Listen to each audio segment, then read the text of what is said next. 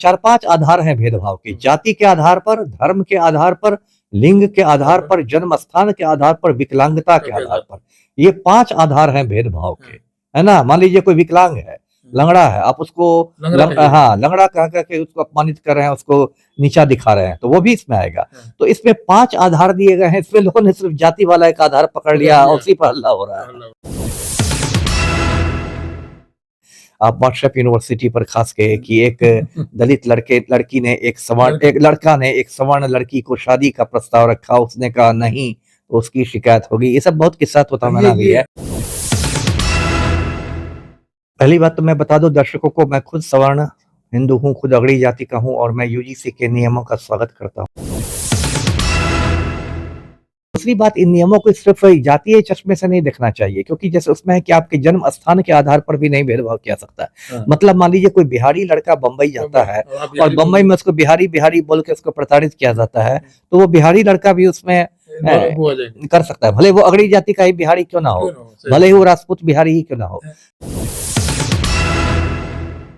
जो सनातन को मानने वाले लोग हैं, ये जो स्वर्ण समाज है, हिंदू राष्ट्र की बात कर रहे हैं, तो आप हिंदू राष्ट्र किस बिहार पर, जब आप जो हिंदू राष्ट्र में जितनी जाति हैं उसको आप एक समान के रूप में नहीं देखना चाहते हैं, उसको आप अपने आमने सामने बैठाना नहीं चाहते हैं और एक साथ खाना नहीं खाना चाहते, और हिंदू राष्ट्र की बात कर रहे हैं। जब ये कानून आया तो आपको इतनी बिलबिली हो गई।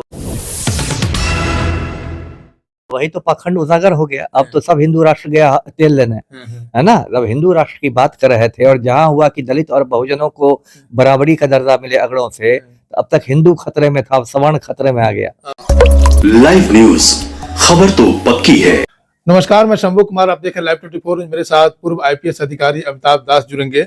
हम बात करेंगे यूजीसी में एक नया कानून आया है, उस कानून को लेकर के स्वर्ण समाज जो है बिहार के साथ साथ दिल्ली में भी कई जगह विरोध प्रदर्शन कर रहे हैं। वो कह रहे हैं कि हम सरकार के खिलाफ हैं और वोट बैंक के लिए हम यूज नहीं होंगे, बल्कि अगर वोट का टाइम होगा तो हम इसका विरोध करेंगे और नहीं तो इस कानून को वापस लिया जाए। सर, सबसे पहले एक पहला सवाल तो ये होगा, मैं भी कई स्टडी किया हूँ, लेकिन आप अगर जस्ट वो डिफाइन करेंगे तो लोगों को समझ में आएगा। ये जो नया कानून आया है, इस कानून के बारे में बताइए कि ये कानून क्या है और स्वर्ण समाज इसको विरोध क्यों कर रहे हैं इसको। पहली बात तो मैं बता दूं दर्शकों को, मैं खुद सवर्ण हिंदू हूं, खुद अगड़ी जाति का हूं और मैं यूजीसी के नियमों का स्वागत करता हूं। ये यूजीसी के जो नियम हैं अभी 13 जनवरी को लागू हुए हैं, आज से 15 दिन पहले। और इन नियमों में कहा गया है कि कॉलेज या यूनिवर्सिटी में आप यदि किसी शिक्षक या छात्र छात्रा के साथ भेदभाव करते हैं तो आपको कठोर दंड मिलेगा, है ना। दर्शकों को मैं समझाता हूँ पूरा मामला शुरू से। ये यूजीसी का मतलब होता है यूनिवर्सिटी ग्रांट्स कमीशन, हिंदी में इसको कहते हैं विश्वविद्यालय अनुदान आयोग। 1956 में ही इसका गठन हुआ था, लगभग 70 साल पहले गठन हुआ था। और उच्च शिक्षा के क्षेत्र में ये देश की सबसे शक्तिशाली संस्था है। मतलब जितने यूनिवर्सिटीज हैं और कॉलेज हैं सब यूजीसी के अधीन आते हैं। किस कॉलेज को मान्यता नहीं मिले, किसको मिले, सब यूजीसी फैसला करता है। तो अभी 13 जनवरी को यूजीसी ने नियम लागू किए। उस नियम पर अगड़ी जातियों का एक बड़ा तबका है, सवर्ण हिंदुओं का तबका, जो बहुत नाराज है, कह रहा है कि दुरुपयोग होगा।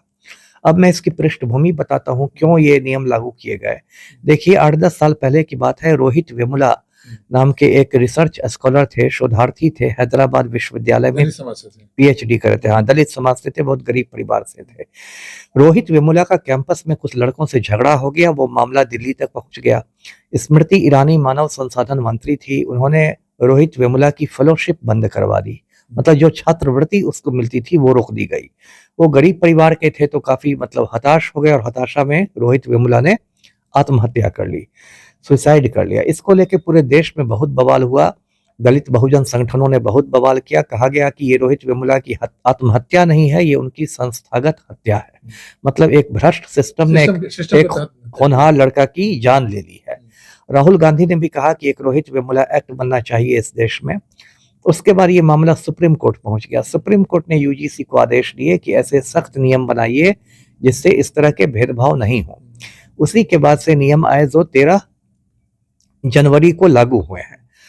अब देखिए, तो बहुत लंबा चौड़ा नियम है, जो दर्शक चाहें तो यूजीसी की वेबसाइट पर जाके देख सकते हैं। मैं संक्षेप में बताता हूं नियमों को कि हर यूनिवर्सिटी और कॉलेज में एक इक्वल अपॉर्चुनिटी सेंटर खोला जाएगा, समान अवसर केंद्र। उसके तहत एक इक्विटी कमेटी रहेगी, है ना, समानता की समिति। और इसके जो हेड होंगे वो कॉलेज के प्रिंसिपल होंगे या यूनिवर्सिटी के वीसी होंगे जी। और इसमें बाकी सदस्य भी रहेंगे, अनुसूचित जाति जनजाति के प्रतिनिधि रहेंगे, महिलाएं रहेंगी, सामाजिक कार्यकर्ता रहेंगे। और कोई भी भेदभाव होता है यदि जाति के नाम पर, धर्म के नाम पर, लिंग के आधार पर, जन्म स्थान के आधार पर, विकलांगता के आधार पर, तो उसकी शिकायत दर्ज कराई जा सकेगी इस समिति में। शिकायत को यदि सही पाया जाएगा तो उसमें कठोर दंड का प्रावधान है। मोटा मोटी यही ये नियम है। अब इसको लेके जो अगड़ी जातियां हैं, सवर्ण लोग हैं, ऐसे बहुत लोग स्वर्ण लिख देते हैं, मैं बता दूं स्वर्ण नहीं, स्वर्ण सोना हो जाता है, ये सवर्ण है, पूरा दंत सो लगेगा। तो सोशल मीडिया में देख रहा हूँ बहुत गलतियां कर रहे हैं लोग। तो सवर्ण लोग जो है वो मतलब नाराज हैं। उनका कहना है कि जैसे SC ST एक्ट का दुरुपयोग होता है निर्दोष लोगों को फंसा देने में, और सवर्ण जाति के निर्दोष लोग भी फंसा दिए जाते हैं, लपेटे में आ जाते हैं, उसी तरह UGC के नियमों का भी अब दुरुपयोग शुरू होगा। और बहुत तरह के किस्से चल रहे हैं आप व्हाट्सएप यूनिवर्सिटी पर खास के, कि एक दलित लड़की ने एक लड़का ने एक सवर्ण लड़की को शादी का प्रस्ताव रखा, उसने कहा नहीं, तो उसकी शिकायत होगी। ये सब बहुत किस्सा तो तमन्ना भी है। इसको किस तरह से अच्छे यूट्यूबर वाले इस बात को बोल इससे एग्जांपल दे रहे हैं कि आपके ऊपर केस हो जाएगा? अब वही ना है कि आप ये सब व्हाट्सएप यूनिवर्सिटी का ज्ञान है। देखिए बिना जांच के किसी को कोई सजा नहीं मिलेगी, ऐसा थोड़ा है।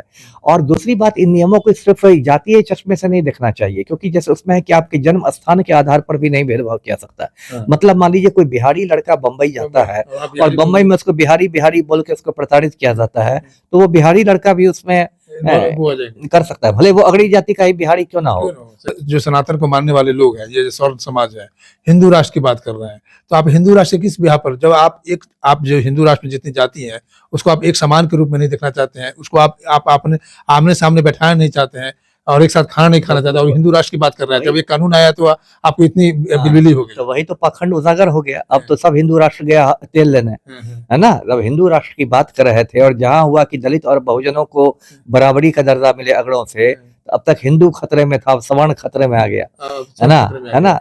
ये तो बहुत लोगों को का मुखौटा उतर गया है ना इस कानून से। बहुत सारे सवर्ण लोग, अगड़ी जातियों के लोग, जो 10 दिन पहले तक मोदी जी की दलाली करते थे, मोदी को यशस्वी प्रधानमंत्री कहते थे और मोदी के हर उल्टा सीधा काम को मास्टर स्ट्रोक कहते थे, और कहते थे कि मोदी ने किया है तो कुछ सोच ही के किया होगा, और मोदी जी तो विश्व थाली ही क्यों नहीं बजवा दे, भाग कोरोना भाग। तो वो सब जो दलाल किस्म के लोग थे वो भी अचानक सोशल मीडिया पर मोदी को तेली तेली तेली तेली लिखने लगे हैं। तो उनका सारा कचरा बाहर आ गया कि जब तक मोदी जी मुसलमानों को परेशान कर रहे थे तब तक सवर्ण हिंदुओं को बहुत आनंद आ रहा था, तब तक एकदम जय श्री राम हो रहा था। और जब पता चला कि UGC में हम फंस सकते हैं तो मोदी तेली तेली तेली तेली हो गया। और इस मुद्दे पर 1 फरवरी को भारत बंद बुला लिया है सवर्ण संगठनों ने। जी जी, चलिए हम नोट आउट पॉइंट करते हैं, मतलब जो हेडलाइंस की बात करते हैं। ये कानून इसके लिए है कि अगर आप किसी व्यक्ति को जो दलित है या OBC को भी इसमें इन्वॉल्व किया गया है, उसके जाति सूचक से आप संबोधन करते हैं तो आपके ऊपर कंप्लेन हो सकता है। ये कानून है। बिल्कुल। अगर कोई बिहार का आदमी गुजरात में काम कर रहा है उसको बिहारी कहे तो मैंने कहा 4-5 आधार हैं भेदभाव के, जाति के आधार पर, धर्म के आधार पर, लिंग के आधार पर, जन्म स्थान के आधार पर, विकलांगता के आधार पर। ये 5 आधार हैं भेदभाव के, है ना। मान लीजिए कोई विकलांग है, लंगड़ा है, आप उसको लंगड़ा कह करके उसको अपमानित कर रहे हैं, उसको नीचा दिखा रहे हैं, तो वो भी इसमें आएगा। तो इसमें 5 आधार दिए गए हैं। इसमें लोगों ने सिर्फ जाति वाला एक आधार पकड़ लिया और उसी पर हल्ला हो रहा है। जी, बाकी इसके अलावा तो कुछ है नहीं। देखिए प्रपोजल वाला बात तो नहीं होगा ना। समस्या क्या है कि ज्यादातर लोग तो यहाँ अध्ययन करते नहीं है, व्हाट्सएप यूनिवर्सिटी से कचरा ज्ञान लेते हैं, और व्हाट्सएप यूनिवर्सिटी पर एक से एक कचरा फैल रहा है, और उसी कचरा को दिमाग में डालिएगा और उसी पर जिंदाबाद मुर्दाबाद कीजिएगा तो कैसे चलेगा। प्रपोजल वाला को क्लियर कर दीजिए, उसमें तो नहीं कि कोई लड़की दलित लड़की, ये कैसे होगा। ये सब तो उस पर कंप्लेंट तो नहीं होगा ना। कैसे कंप्लेंट होगा। कोई क्या दलित लड़का जबरदस्ती किसी अगड़ी जाति की लड़की से शादी कर सकता है? इतना बड़ा पागल हो गया UGC। वही ना, ऐसा हो ही नहीं सकता है। ये लोग तो वो लोग हैं जो सवर्णों को भड़काने के लिए, अपनी रोटी सेकने के लिए काम कर रहे हैं। आपने जो 5 पॉइंट बताया, विकलांगता, क्षेत्रीय, जाति, धर्म, लिंग। चलिए देखिए, आप इस बात को समझिए, जो सोशल मीडिया पर जो खबरें चल रही हैं और जो यूट्यूब चैनल चलाते हैं, अब यूट्यूब चैनल चलाने वाले को भी हम एक डिफाइन कर देते हैं कि जब यूट्यूब चैनल चलाने वाले जो अगली स्वर्ण समाज से हैं तो वो अपने हिसाब से उस खबर को बनाते हैं, अपना एजेंडा सेट कर रहे हैं, उनका अपना एजेंडा है। जी बिल्कुल, या व्यू के लिए या अपने खबर को वायरल करने के लिए। दलित समाज से हैं तो वो अपने हिसाब से खबर को चलाते हैं। लेकिन खबर का मतलब ये होता है कि जो खबर होना चाहिए उसको आप जस्ट पढ़िए, स्टडी कीजिए, पूरा पढ़िए। ये इसको पढ़ने के लिए आपको कम से कम 12 घंटा स्टडी करना पड़ेगा। बहुत बड़ा कानून है, बहुत बड़ा नियम है। लेकिन मोटा मोटी सर ने भी बताया, अमिताभ दास जो पूर्व आईपीएस है, आईपीएस बने हैं, बहुत पढ़ लिख करके बने हैं। इन्होंने कहा कि मोटा मोटी 5 ही बात है: जाति के आधार पर, लिंग के आधार पर, धर्म के आधार पर, क्षेत्र के आधार पर और हैंडीकैप यानी विकलांग के आधार पर उस व्यक्ति को आप उस नाम से संबोधन करते हैं। मतलब कि अगर कोई विकलांग है तो उसको लंगड़ा कहेंगे तो आपके ऊपर कंप्लेन हो सकता है। अगर बिहार का आदमी एमपी में या गुजरात में काम कर रहा है और उस गुजरात के आदमी अगर उसको बिहारी कह दिया तो वहां उसको कंप्लेन हो सकता है। कोई धर्म के आधार पर, कोई मुसलमान है उसको आप मियाँ जी कह दीजिएगा तो उसके ऊपर कंप्लेन हो सकता है। ये हम एग्जाम्पल के तौर पर कहते हैं। ये जो बहुत सारे लोग कर रहे हैं कि कोई दलित समाज की लड़की अगर स्वर्ण समाज की लड़का को प्रपोजल कर दिया और लड़का नेगलेक्ट कर दिया तो आपके ऊपर कंप्लेन हो जाएगा। ये सब गलतफहमी मत रहिए। ये कानून जो लाया गया है, अगर आप बात करते हैं हिंदू राष्ट्र की बात करते हैं और आप चाहते हैं कि मेरा भारत हिंदू राष्ट्र बने मोदी जी के रहते हुए, तो जाति के आधार को तो खत्म कर दीजिए। जो दलित समाज है आपके और उसके शरीर में कोई अंतर नहीं है। उसको 2 आंख उसके पास भी है, 2 आंख उसके आपके पास भी है, 2 हाथ उसके पास भी है। उसका खून और आपके खून में कोई अंतर नहीं है। कर्म के आधार पर जाति को बांट दिया वो अलग बात है, लेकिन सामने साथ में बैठाइएगा तब ना हिंदू राष्ट्र की बात होगी। और आप सनातन की बात करते हैं और 1 फरवरी को भारत बंद की बात करते हैं। खबर को समझिए और खबर को बेखबर मत बनाइए कि लोग गलतफहमी में दूसरे रास्ते पर चले जाए। मैं शंभू कुमार, कैमरा जर्नलिस्ट राजेश के साथ, पटना। लाइव न्यूज, खबर तो पक्की है।